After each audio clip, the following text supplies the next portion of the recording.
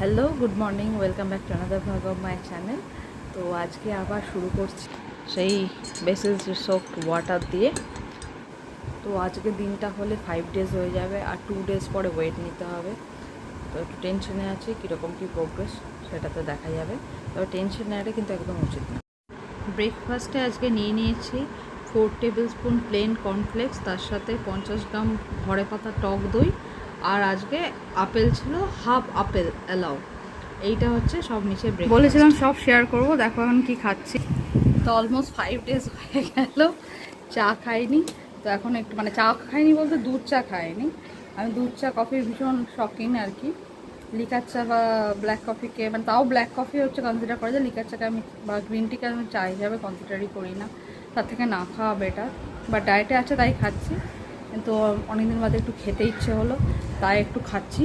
এবং ডায়েটিশিয়ানের কাছে একটু পারমিশনও নিয়েছি, না করছিল, বাট ঠিক আছে। আজকে যেটা হচ্ছে, আজকে মিড মর্নিং স্ন্যাক্স আর নিইনি ফ্রুটস, কেননা আজকে মৌসম্বি ছিল। তো চা খাওয়ার পর আবার তারপরে মৌসম্বি নেবো, কীরকম একটা লাগলো, সেজন্য আমি মিড মর্নিং স্ন্যাক্স নিইনি। ডিরেক্ট চলে এসেছি লাঞ্চে নিয়েছি একটা রুটি, ডাল, এটা একটা মিক্স ভেজ। আর যেহেতু চাটা খেয়েছি, তো সেজন্য আমি আজকে আলুটা একদম বাদ দিয়েছি। আলু ছিলও না অবশ্যই এর মধ্যে। আর হচ্ছে এটা স্যালাড নিয়েছি, পেঁয়াজ, শসা, টমেটো। আমাকে একটু গাজরও নিতে বলা হয়েছে, কিন্তু গাজরটা খেতে ভালো লাগছে আমার বলে নিইনি।